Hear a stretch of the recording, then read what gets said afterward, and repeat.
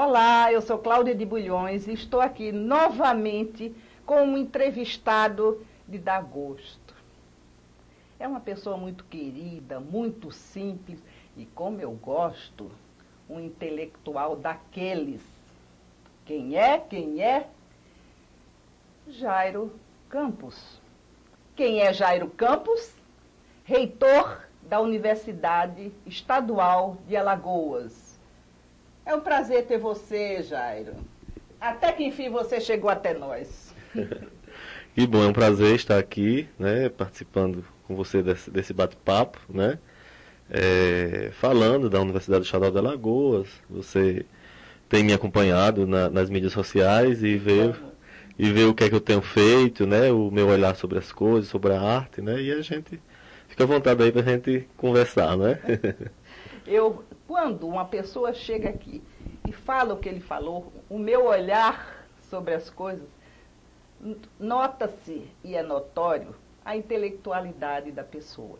Você, como reitor da Universidade Estadual de Alagoas, você deve ter assim uma pleiade de atividades, além das suas atividades extracurriculares.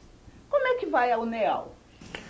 Olha, a Universidade Estadual de Alagoas, ela existe em Alagoas desde a década de 70, completou ano passado 43 anos de história. Ela inicia de natureza privada, uma fundação privada, a antiga Faculdade de Formação de Professores de Arapiraca. Naquele momento, na década de 70, quando os interiores do Brasil tiveram a necessidade de levar o ensino superior, que até então estavam nos grandes centros, as universidades federais, todas elas são criadas nos grandes centros desse país. É verdade. Então, na década de 70 houve esse grande movimento no interior dos países, no sentido de levar o ensino superior para o interior desse país. Isso foi em Alagoas, foi em todos os estados brasileiros. Depois, a universidade deixa de ser uma fundação privada, passa a ser uma fundação pública do governo Collor, ele estadualiza a UNEAL. Somente no final do governo Ronaldo Lessa e Luiz Abílio é que a UNEAL deixa de ser uma fundação e passa a ser uma universidade. E aí, quando ela adquire essa chancela da universidade, ela passa a assumir uma série de outras funções, de outros atributos, que até então, como fundação, ela não tinha. Como a pesquisa, a publicação, a extensão, esse diálogo todo com a sociedade, com os movimentos sociais, artísticos, né?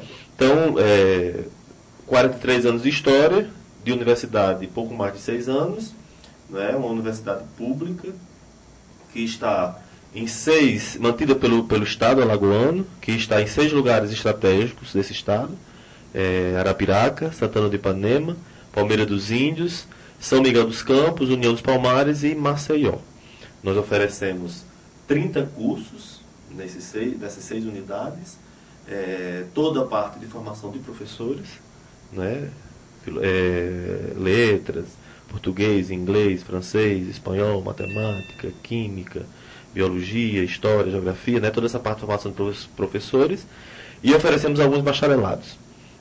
O curso de zootecnia no Sertão, em Santana do Ipanema, o curso de Direito em Arapiraca, Administração Pública aqui em Maceió, Administração de Empresas em Arapiraca, Contábeis, Arapiraca e São Miguel dos Campos. 30 cursos, predominantemente de formação de professores, e esses bacharelados que eu acabei de falar. Para além desses cursos regulares que a universidade oferece, cujo ingresso é através do vestibular, que é público, né, lançado a toda a sociedade, a gente oferece 3 programas especiais. Alagoas é um dos estados do Brasil que tem a maior discrepância de acesso ao ensino superior no Brasil. Né? Como assim, já? A média de acesso ao ensino superior no Brasil, a média nacional, é de 13% da população de 18 a 25 anos de idade. O que é que eu estou dizendo com isso? Que apenas 13% da população brasileira de 18 a 25 anos de idade, ou seja, a faixa etária do cidadão e da cidadã, né, ideal de estar na universidade, está na universidade. Ou seja, essa outra enorme parcela de um país de uma dimensão continental como o nosso, e isso é muito pouco. Os países do primeiro mundo já têm entre 60% a 90% dessa mesma faixa dos seus jovens na universidade. O Brasil tem 13%. 80% a 90%? 60%, 80%, 90%, a depender do país, né? Eu estive na Alemanha recentemente, na Bélgica. Portugal, que é um país europeu, mas que tem assim, uma série de problemas, já tem 60% dos seus jovens de 18 a 25 anos na universidade. O Brasil, mesmo com a expansão das universidades federais e a criação de universidades estaduais, nós ainda temos, e essa grande quantidade de universidades privadas que tem se criado em todo o país, nós temos apenas 13%. Então, assim, é muito pouco. Né? Então, o que foi que a gente fez? Nós pensamos 3 programas especiais para trazer a sociedade alagoana para dentro da universidade. Inicialmente respondemos um edital financiado pelo Ministério da Educação, onde a gente aprovou um projeto para o curso de formação intercultural de professores indígenas. Que lindo! Fala um pouco sobre formação intercultural de professores indígenas. Um edital aberto pelo Ministério da Educação, né, onde todas as universidades do Brasil que tenham índios, que tenham professores indígenas que não têm a formação superior, puderam responder e captar esse recurso. Nós respondemos, captamos esse recurso durante 4 anos, né, e estamos formando 80 professores indígenas. A universidade transporta de sexta para os sábados, que é um programa especial. Eles já são professores que não têm licenciatura, então foi um programa pensado para eles. Funciona aqui em Alagoas? Funciona no campo de Palmeira dos Índios. Palmeira dos Índios. Né? Eles são transportados das aldeias, a gente licita uma empresa que fornece serviço de transporte, a gente hospeda esses índios em hotel, lá na sede do município de Palmeira dos Índios, contrata os professores todos, monta toda a infraestrutura, né, toda a logística, a alimentação, né, café da manhã, almoço e o jantar nesses 2 dias, tudo isso bancado pelo governo federal, através do Ministério da Educação, com contrapartida do Estado de Alagoas, através do orçamento da Universidade Estadual de Alagoas. Então, assim, é uma ação muito exitosa que a gente vem desenvolvendo. Essa ação já está desde quando? Olha, eu estou formando essa primeira turma em junho, a nossa ideia é formar em junho, julho deste ano, né? Ou seja, estamos já terminando a maratona de 4 anos dessa formação. Há um edital aberto, mais uma vez. Iniciou na sua gestão?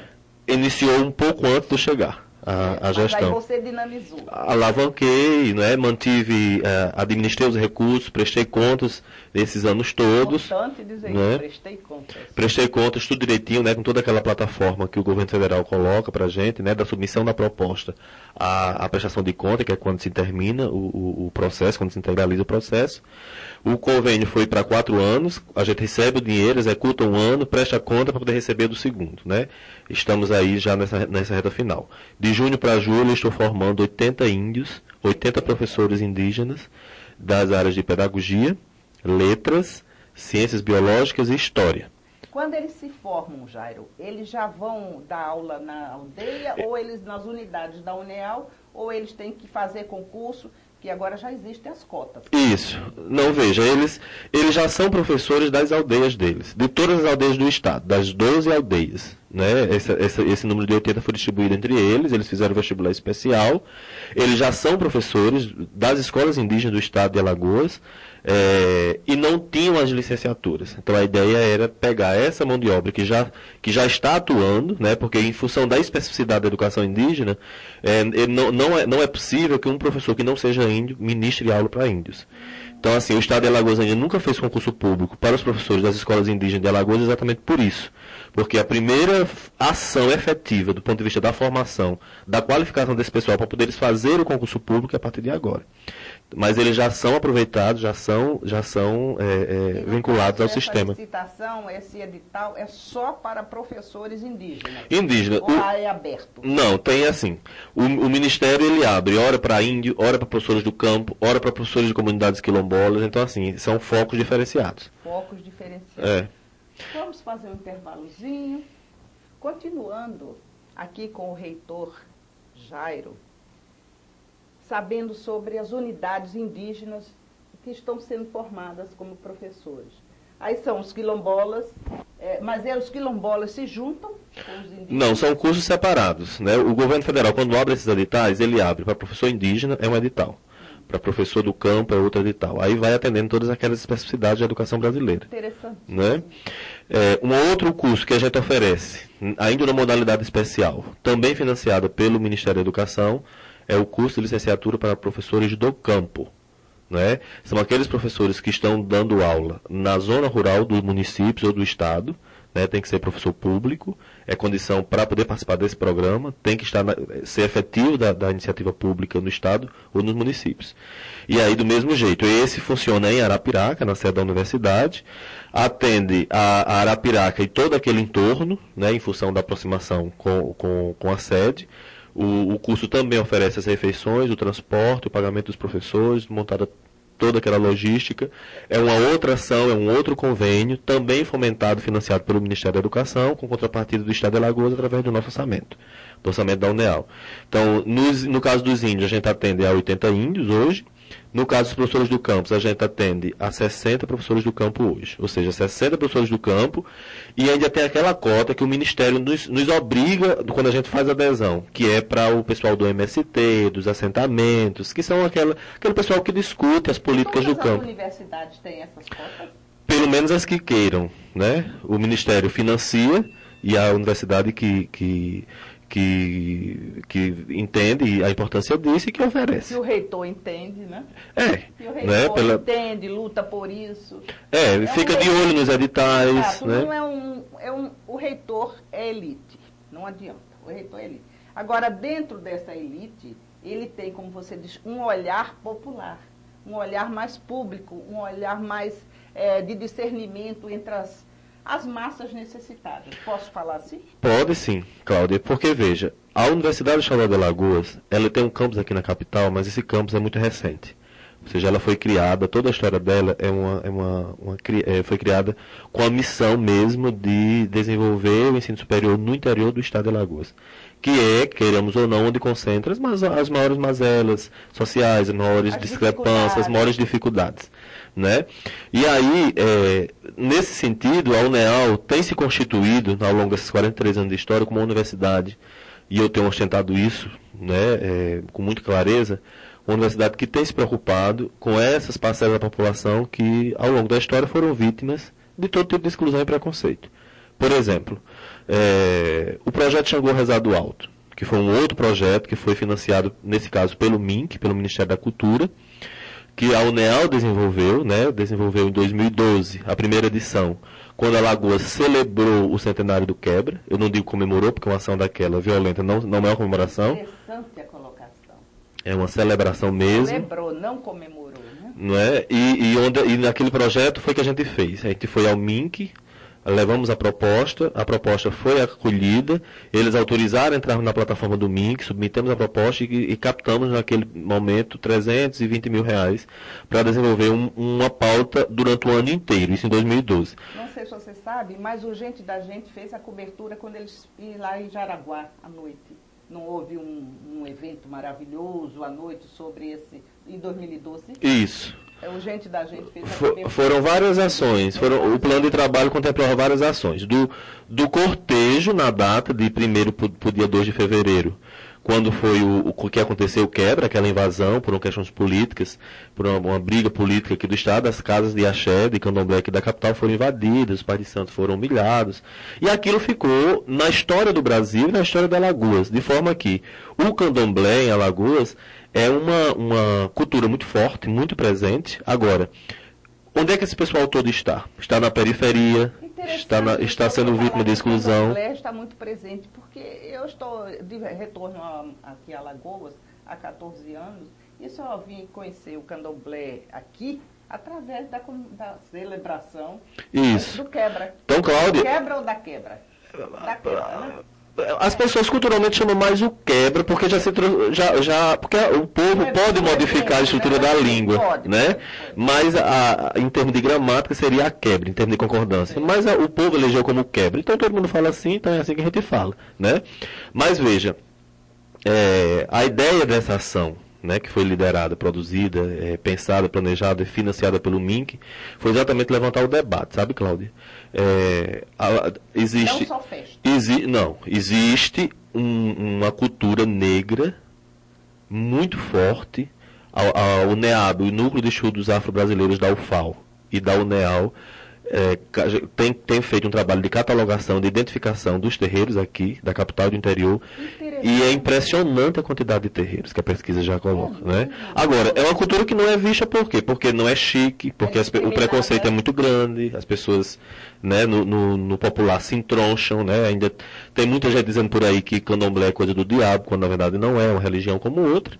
E a UNEAL, ela com essa ação, muita gente disse assim, mas a UNEAL está com proselitismo religioso. O que é proselitismo? É aquela coisa de fazer a defesa em excesso de uma religião. Não é isso. A gente pegou um fato histórico que aconteceu há 100 anos, levantou o debate, trouxe para o centro do debate esse pessoal todo que está no entorno da cidade, no entorno, está nas periferias, uma cultura forte, presente. Basta ver o dia 8 de dezembro na praia da Pajuçara aqui. Não é? A quantidade de senhoras e senhores de terreiros que vêm do interior do estado e ocupam, literalmente, fica aquele mar azul de gente com as cores, ostentando as cores da Rainha do Mar, né, da nossa mãe Iemanjá. E a ideia foi essa, foi problematizar. Então, quando a UNEAL se preocupa em formar índios, em formar professores do campo, do MST, em trazer para o centro do debate os negros, ela está assumindo uma missão, ela está assumindo um foco, uma forma de pensar. Então, assim, a gente não está a serviço, por exemplo, da indústria da cana-de-açúcar em Alagoas. Nós estamos a serviço das pessoas pobres, dos trabalhadores, das pessoas simples, que foram excluídas a vida toda e que precisam ter acesso a uma formação. Com muitas dificuldades, né? Porque a UNEAL tem muitas dificuldades, muitos problemas, orçamento pífio, muito pequeno, falta de concurso para professor, falta de concurso para servidor. A gente vem travando um discurso crítico nas mídias, nas televisões, nos espaços de comunicação, no sentido de exigir respeito para esse patrimônio que há 43 anos está aí, prestando importantes serviços à população alagoana, e a gente não abre mão disso, com respeito, com fidalguia, com academicismo, colocando os problemas, tornando a sociedade alagoana consciente desse patrimônio que é dela, das suas dificuldades, dos seus desafios e do que ela tem feito de bom também. Né? Maravilhoso. Pensando assim, a universidade que está em Alagoas, né, porque temos a UFAL, temos a UNCISAL e a UNEAL, não é isso? Isso, e o Instituto Federal também, que passou a ser universidade recentemente, passou, né?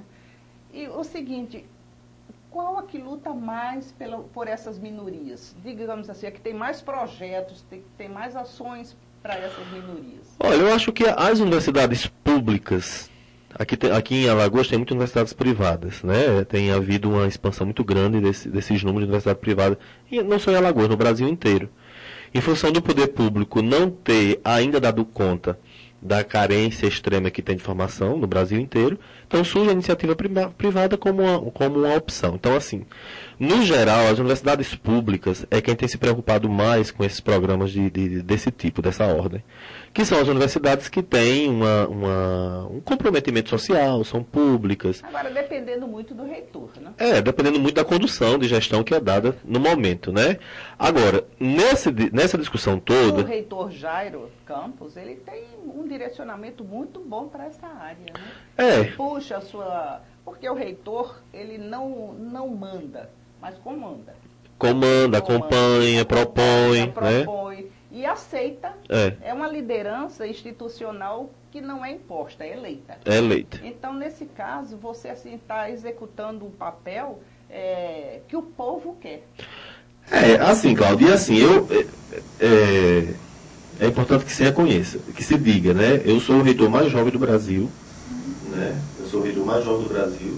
Que lindo! O nosso sistema estadual se reúne em Brasília todos os meses, toda última quarta-feira.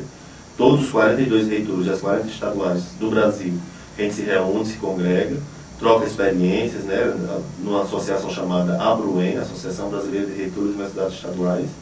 A gente tem uma interlocução, uma presença, né, eu faço questão de ir às reuniões da ABRUEN, as missões internacionais, para articular a mobilidade acadêmica, por exemplo, esse programa Ciências Sem Fronteiras, que a presidenta viu. É um programa extraordinário. Eu acabei de chegar, por exemplo, da Coreia do Sul, junto com a comitiva de reitores brasileiros, para articular a mobilidade acadêmica para o Brasil. Podia repetir o nome do programa? Ciências Sem Fronteiras. Ciências Sem Fronteiras. Né? É aquele programa que a presidenta tem financiado uma grande quantidade de alunos brasileiros a fazerem parte dos seus cursos superiores, sobretudo das áreas de saúde, engenharia e ciências físicas, biológicas, que são as áreas prioritárias, para que 6 meses a 1 ano depois que esse menino volta, ele já traga essa experiência, essa relação com o mundo da empresa lá fora. Por exemplo, na Coreia do Sul. Na Coreia do Sul nós visitamos todo o aparato tecnológico da LG, da Samsung, e os caras são donos dessas duas grandes multinacionais, têm suas redes, suas empresas alocadas aqui nos estados brasileiros, São Paulo, Rio, e eles estão enlouquecidos de fazer transações com a gente. Né? Por quê? Porque o nosso povo é um povo inteligente, é um povo que a gente tem vendido para fora do Brasil essa imagem de que somos dóceis, somos inteligentes, somos felizes, das dificuldades a gente se sobressai, a gente se impõe de alguma forma. Né? Basta ver, por exemplo, a arte popular alagoana. Você vê Eu vou pedir para a gente dar um intervalozinho para falar sobre a arte popular alagoana pela ótica de Jairo Campos, reitor da UNEAL, Universidade Estadual de Alagoas. Professor Jairo Campos, aqui nos ofertando, digamos assim, um lindo bate-papo sobre cultura, sobre Alagoas e, acima de tudo, sobre a UNEAL, que é a sua paixão. Ele, como reitor da Universidade Estadual de Alagoas, demonstra toda a sua paixão pelo seu trabalho, pela sua determinação, pelas diversificações da sua universidade. Estávamos falando sobre folclore e atuação do folclore alagoano. A gente falava da coisa do programa Ciência Sem Fronteiras e eu dizia que o brasileiro, nós somos muito vistos lá fora como um povo que passa por mil dificuldades, mas é um povo que é feliz, que consegue tirar do nada e fazer e construir a sua história, né? E aí a gente entrou no papo da cultura popular, né? Então, por exemplo, Alagoas em todos os lugares desse estado você encontra artesãos, né? Artistas populares. É uma coisa, inclusive, Cláudia, tem estado muito em moda, né? Você que transita pelo Rio de Janeiro, né? Pelas rodas do Rio de Janeiro e vê, sabe a quantidade de galerias que tem no eixo Sul e São Paulo, né? Rio, São Paulo, Minas, né? De galerias de arte populares aqui do Nordeste. Os caras vêm lá de fora, pega esse material todo dos nossos artistas que é produzido aqui e vende e faz um maior sucesso lá nas suas galerias, exporta para outros países do mundo, né? Porque essa coisa mesmo da identidade, da construção. Complementando o que você está falando, não posso deixar de falar. Há poucos dias recebi aqui em Maceió o Richard Rasmussen, aquele o biólogo dos animais, que tem aquele programa. Ele veio, sabe para quê? Para comprar artesanato. Ele comprou quase 40 mil reais de artesanato para levar para onde? Para Miami. Exato. Para a galeria que ele tem em Miami. Então, o que você está falando, eu tenho provas pessoais disso. Eu saí com ele por várias galerias aqui em Maceió. E Alagoas também. Exato. Né? Então, assim, Alagoas, por exemplo, você tem todos os lugares, de norte a sul do estado, uma grande quantidade de artesãos e artistas populares que do nada consegue, de um garrancho de raiz da terra, puxa e esculpe, melhora aqui, bota uma tinta, faz uma coisa e cria aqueles verdadeiros personagens, aqueles banquinhos, por exemplo, da Ilha do Ferro. Agora na Feira dos Municípios, né, houve aquela grande demonstração. Os artistas de capela, os artesãos que trabalham com argila, quer dizer, a singularidade, a beleza daquilo ali, quer dizer, pessoas simples, quase sempre sem instrução, mas consegue artística, poética, criar algo extraordinário, algo que ninguém faz, né? A Dona Irineia, lá no Muquem, na comunidade remanescente Quilombo Muquem, lá de União dos Palmares, né? Famosíssima, aparece em todas essas revistas, Casa Cláudia, Casa Vogue, em todos os catálogos nacionais de artistas populares, não é? Enfim, as rendeiras de Entremontes, aquele do bordado Boa Noite, as rendas de Bilro de São Sebastião, enfim, o litoral norte aqui também tem um monte de artistas que fazem banquinhos, fazem animais, fazem bichos. Boca da Mata, a família da Marinheira, por exemplo. Né? E isso o reitor da Unial vai acompanhando, não só como reitor da Unial, Jairo Campos, mas como o intelectual Jairo Campos, que gosta de conhecer, vai acompanhando pelo estado todo, né? Isso. Primeiro é uma coisa que eu faço com muito prazer, né? Eu sou professor de arte, de literatura na universidade, compreenda a importância que a arte tem no processo de formação das pessoas, de melhoramento das pessoas, de tirar pessoas da inércia, né, de tornar as pessoas mais reflexivas, a catarse, a purificação do homem. Eu acredito piamente nesse conceito. É um olhar moderno. Do professor de Antônio Cândido, que é um crítico que eu leio, brasileiro, e ele diz que nesse modelo de sociedade que a gente vive, onde ninguém mais respeita ninguém, da quebra de valores, da fragmentação do sujeito, as pessoas cada a arte desenvolve um papel preponderante. Então, eu confio nisso, acredito nisso. Eu leio sobre isso, eu trabalho nessa perspectiva com meus alunos. Então, veja, o que é que a gente faz na universidade? A gente identifica esses artistas, desse trabalho mesmo que eu faço pessoalmente, aos finais de semana, nos feriados, né? Conheço esses artistas, compro as peças deles e faço o meu catálogo. Eu tenho algumas peças já colecionadas, não só de Alagoas, do Brasil inteiro, né? Os aqui de Pernambuco, do Brasil inteiro, Minas Gerais, os artistas todos, pelo menos os principais, eu procuro adquirir. Eu vou para as feiras, nas galerias, quando eu faço as minhas viagens, eu sempre tiro um tempinho. Então, o que é que a gente faz na universidade? A gente, via Proreitoria de Extensão, a gente tem uma ordem de artistas que faz exposição na universidade, na Biblioteca Central, lá do campus de Arapiraca. A gente identifica o artista, monta o catálogo, traz as peças, faz o lançamento, traz o artista, traz a família, chama os alunos, chama a sociedade toda, as pessoas inteligentes que gostam de arte, e vai lá, prestigia, ele divulga a arte dele, divulga o trabalho, vende uma ou outra peça, os alunos cria essa coisa da apreciação estética, do belo, né, e todo mundo sai ganhando com isso. A gente já fez várias exposições lá, né, sempre a gente procura divulgar, coloca na mídia, na imprensa, né, com os artistas de Arapiraca, de Palmeira dos Índios. Então você está falando de uma atividade da UNEAL. Isso. Porque é importante sabermos uma ação da UNEAL. A gente entendendo a necessidade de valorizar mais esse pessoal, os artistas daqui, a gente criou um projeto na Proreitoria de Extensão, onde a gente identifica e monta a ordem dos expositores. Então a gente já mudou de fazer toda aquela parte daqueles banquinhos apropriados, tudo como manda o figurino, para expor, iluminação própria, que você sabe que tudo fica, né, favorece para que a coisa fique bem legal. Né? A gente monta toda a exposição, deixa o período em cartaz, e claro, isso em harmonia com o artista. E já fizemos várias exposições. Já fizemos exposição da dona Iriné, lá do Muquem, que trabalha com argila. Né? Já fizemos a exposição Muquem. Muquem é uma comunidade remanescente de Quilombo e de União dos Palmares, os descendentes de Zumbi. Né? Fizemos exposição das irmãs Petuba, lá de Arapiraca, que são 3 irmãs que fazem esculturas em pedras e fazem uns bordados, umas aplicações, umas coisas belíssimas, então também são catalogadas. Já fizemos uma exposição do Roberto Neves, de Palmeira dos Índios, um artista que trabalha com restos de ferro, de sucata, ele esculpe, monta, faz coisas muito bonitas, muito originais. Fizemos uma exposição do Nico Menezes, outro artista de Palmeira dos Índios. Fizemos uma exposição recentemente, agora a última, em dezembro, de Renan Padilha, que é um artista de Arapiraca que faz pinturas em cerâmicas. E qual unidade vocês fizeram? A gente faz isso mais na sede, por conta da estrutura, que é melhor e facilita. A sede é em Arapiraca. Arapiraca, como está no centro do estado, né, no centro da universidade, então assim facilita o tráfego, as pessoas vão e vêm. Né? E Arapiraca já é uma cidade... É onde ela é mais forte. É onde ela é mais forte, é o campus maior, né? E é uma cidade que tem crescido muito, né? Uma cidade que já tem um público exigente, né? As peças de teatro que tem no Teatro do Sesc são lotadas. O cinema que estão agora esperando ser inaugurado no shopping também está sendo muito esperado. Arapiraca está um mostre, né? É uma cidade grande, que cresce, que se desenvolve economicamente. E onde a UNEAL é mais conhecida. E onde a UNEAL é mais presente. Foi onde começou, né? Ela começa lá em Arapiraca, depois é que ela vai para os outros campi, mas a fundação mesmo da universidade foi em Arapiraca. Né? Jairo, fala um pouquinho sobre Jairo Campos. Você é alagoano?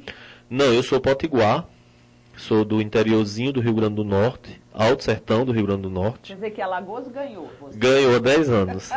Que eu moro aqui e que eu gosto muito daqui, me identifiquei com as coisas daqui.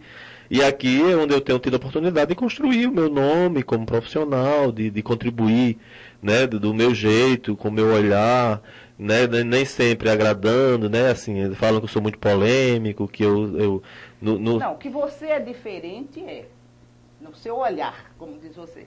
Mas interessante é que é um diferente gostoso, é culto, e tem, assim, vontade, não sei se é pela sua juventude ou talvez pelo seu idealismo, mas você tem vontade de fazer pelo povo ou pela população. Isso é muito importante. Falando isso, como é que estão as eleições da UNEL? A UNEL... Olha, eu pego ele de tudo quanto é maneira. A UNEL a gestão da UNEL é de 4 anos, né? A cada 4 anos o novo reitor é eleito, né? Com possibilidade de uma recondução imediata, né? Eu sou o primeiro reitor eleito da instituição, né? A UNEL, apesar de ter 43 anos de história, mas durante esses anos todos havia a indicação dos antigos diretores-presidentes, quando era uma fundação. Quando ela deixa de ser fundação e passa a ser universidade, no final do governo Ronaldo Lessa, aí a gente passa a escolher os nossos representantes, que é uma condição que a Lei de Diretrizes Básicas da Educação impõe. Para ter a chancela de universidade, precisa ter gestão democrática. Então, a partir daí, foi quando começou a nossa história de gestão democrática, né? O reitor que me antecedeu, o diretor-presidente que me antecedeu, ele foi escolhido diretor-presidente quando foi dada aquela primeira abertura para a gestão democrática, ainda na época de fundação. 6 meses depois se transformou em universidade, e aí houve um entendimento de que ele deveria integralizar o mandato dele por 4 anos, mas ele foi eleito diretor-presidente.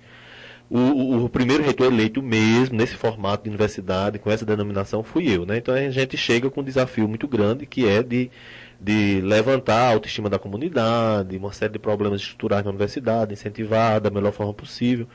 E nesses 3 anos, eu completo meu mandato agora em 14 de outubro desse ano. Nesses 3 anos a gente já fez assim, uma série de ações que tem dado uma visibilidade da instituição, nesses projetos todos que eu falei, né? Essa nossa presença nos meios de comunicação tem ajudado também na difusão, no conhecimento, para que as pessoas conheçam a instituição e tenham esse sentimento de pertencimento para ele. E, Cláudia, nós tivemos, de onde eu venho dos movimentos organizados, sindicais da universidade, o lugar que eu venho, ele é um lugar que determina um formato de gestão do debate, da problematização. Eu não venho, toda a minha formação de vida, toda a minha trajetória não foi lambendo bota de poder, não foi de conquistar o meu espaço mesmo com estudo, com calma, não por contas próprias, deixar as coisas fluir naturalmente, exatamente para que a gente pudesse ter a nossa independência. Então, assim, é uma coisa que a gente não abre mão disso. Então a gente tem, com responsabilidade, a gente tem feito algumas críticas nessa relação com o governo, a necessidade de fazer concurso, como eu já falei, o orçamento que é muito pequeno para as demandas que efetivamente são colocadas em nossas costas. E aí a gente tem feito um trabalho nesse sentido, nessa direção, né? 3 anos e meio depois, a gente olha para trás, a gente já tem assim, a sensação de alguns pontos, de algumas ações executadas, né, de fato desenvolvidas, consolidadas, a universidade cada vez mais forte, cada vez mais presente, cada vez mais se inserindo nas lutas, nos movimentos organizados aqui do Estado, e a gente está colocando mais uma vez à disposição o nosso nome, à disposição da comunidade. Estarei... Ou seja, você é candidato novamente à reeleição. Sou sim. Estou deflagrando o processo agora, depois de amanhã, no Conselho Universitário. É o Conselho Universitário que escolhe a comissão eleitoral, define as regras do jogo a partir dos nossos regimentos, nosso estatuto, e a partir de depois de amanhã o processo já está oficialmente deflagrado, com todos aqueles prazos para inscrição, para campanha, né, tudo, e a gente vai cara a cara enfrentar de novo o processo, aquele processo bom, de discussão, de visita aos campos, de conversa com as pessoas, de ouvir... Também sabe fazer. Porque assim, eu não tenho problema nenhum, Cláudio, de dizer, a partir dos problemas, olha, está falando isso, está falando aquilo, a universidade poderia ser assim, poderia ser assado. Então, assim, eu tenho uma plena habilidade de reconhecer, né, as questões culturais internas da instituição e que precisa naturalmente a gente mudar e acompanhar o bonde das transformações da história, que de fato essas coisas são questões que nós mesmos, entre nós é que precisamos fazer, rever as nossas práticas, nossas posturas, o serviço público, aquela coisa toda, mas existem questões que são questões que não estão na minha alçada, na minha competência. Por exemplo, há uma necessidade hoje muito grande de professor efetivo. 1/3 dos nossos professores são contratados, são precarizados, portanto. Então, quem é que autoriza o concurso público? Não é o reitor, é o governador do Estado. Então, precisa ver toda aquela sensibilização, houve greve, discussão. 1 ano depois da greve, nada foi ainda oficializado, né? Então, assim, a gente ainda aguarda que a questão do concurso, que a progressão por tempo de serviço dos professores, o aumento do salário dos técnicos, salário muito achatado. A UNEAL tem 43 anos de história, os seus servidores técnicos administrativos estão completando 3 anos, agora eles entraram igual comigo, porque a Justiça do Trabalho determinou que o governo fizesse, porque não tem condição a universidade de ficar com servidores contratados, né, terceirizados. E aí esse pessoal chega na universidade com um salário muito achatado. Então, muitos concursos estão acontecendo e o pessoal vai deixando a universidade, né? Sim. E aí a gente se preocupa com isso, porque, de qualquer forma, esse patrimônio é um patrimônio que é de governo, não é meu, né? É um patrimônio que é da sociedade. E aí o reitor de plantão que tiver precisa ter, de fato, esse cuidado e ter essa visão de futuro para a instituição. Né? Então, assim, nesse sentido, a gente tem feito debate, tem chamado a mídia, tem feito algumas denúncias no Ministério do Trabalho, no Ministério Público, né? Tem se organizado junto com os movimentos, né? Mas... como uma boa lagoana que você sabe, né, como é que o poder local vê, né, e dialoga com os movimentos organizados. Né? A universidade é vista como um movimento organizado, como um movimento de luta, é uma coisa viva, é um lugar onde se fomenta a ideia, onde se fomenta as pessoas pensarem. Então, nesse modelo, nesses termos, em usarmos essa prerrogativa singular da universidade, que é o debate, que é o confronto de ideias, naturalmente a gente vai elogiar, vai criticar, não é? Porque é próprio da universidade isso acontecer, né? É específico da universidade isso acontecer. Então, assim, nesse sentido, alguns espaços do governo nos veem como uma pessoa polêmica, que problematiza, xiita, não sei o que, já me adjetivaram de vários nomes, mas eu não me preocupo com isso. O fato é que eu fiz uma opção de ir ao encontro do que a comunidade deseja, como gestor reconheça seus avanços e as suas fragilidades, e tenho pontuado isso com muita tranquilidade, doa quem doer, ache bom quem achar, mas a universidade é pública, não é uma coisa que é privada, que é de um cofre, que é de alguém, é do povo, então o povo precisa saber, né? Precisa acompanhar, precisa participar, precisa nos ajudar nessa construção, porque na verdade o nosso aluno, Cláudio, é o aluno trabalhador do interior do estado. 95% dos nossos alunos são do interior do estado. Que o campus aqui da capital é um campus ainda em criação, só tem apenas um curso. Então, assim, as nossas ações basicamente estão no interior do estado, que é onde mais precisa, né? De formação de ensino superior, de pessoas pensantes, de formar professores, para ensinar o povo a ler, a escrever, a contar, né? Que é esse o meu grande choque quando eu chego nas universidades lá fora. Não é? Na Alemanha, na Bélgica, em Portugal. Por onde eu passei, nessas missões internacionais de reitores brasileiros, eu vi centros de excelência de produção de saber, eu vi pessoas profissionais preocupados em fazerem grandes descobertas na área da medicina, na área da saúde, da tecnologia, dessa questão toda das preocupações ambientais, né, essas coisas todas da sustentabilidade. E o Brasil nós estamos ensinando professor, formando o professor para ensinar o povo a ler, a escrever e a contar. Com esse elemento, com essa fala, você já percebe o nosso nível de atraso brasileiro. Né? E aí eu não estou colocando Alagoas, né? Isso é uma coisa do Brasil. O Brasil ainda precisa formar professores para ensinar o povo a ler, a escrever e a contar. Infelizmente, essa é a realidade. Esse é o reitor da Universidade Estadual de Alagoas, Jairo Campos. O seu pensamento e que ele está se propondo a ser reconduzido para ser novamente reitor. Que Deus faça o melhor, se for para seu bem e for para o UNEAL. Porque nós desejamos muito que você seja reconduzido, mas só ele lá em cima sabe o que é bom para a gente e para as instituições, né? Para as instituições. Muito obrigada. Jairo Campos, reitor da UNEAL, Universidade Estadual de Alagoas. O Gente da Gente, a TV Gente da Gente, não é um obituário, como eu lhe disse, e está sempre à sua disposição para trazer cultura, para trazer informações, porque onde tem cultura, o Gente da Gente está presente. Suas considerações? Eu que agradeço o espaço, né, aberto, né, esses espaços. Eu sempre marco o momento da minha agenda por entender a importância da gente estar fazendo essa circularidade, divulgando as nossas ações, tornando público os nossos serviços, né, e entendo que quem está no meu lugar precisa, de fato, criar essas formas de chegar cada vez mais próximo da sociedade alagoana, das pessoas, que efetivamente nos mantém os serviços públicos todos com os impostos que a gente paga nesse país pela hora da morte, né? Então é muito bom quando a gente tem esse retorno direto, essa problematização, né? Então, assim, eu que agradeço e me coloco à disposição aí para abraçarmos outros projetos, enfim. Muito obrigado. Onde tem cultura, o gente da gente está presente.